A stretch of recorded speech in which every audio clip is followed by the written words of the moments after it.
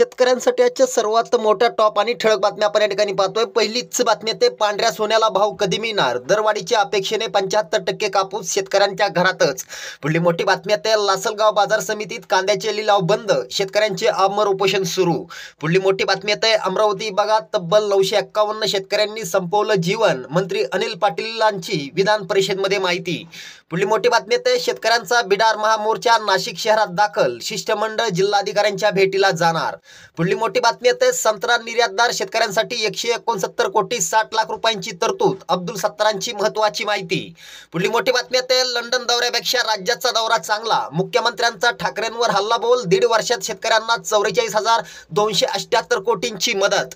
पुढली मोठी बातमी आहे दुष्काळी सवलतीची शेतकऱ्यांना प्रतीक्षा। पुढली मोठी बातमी निघते बीडमधील 1397 गावातील पीक पैसेवारी 50च्या आत।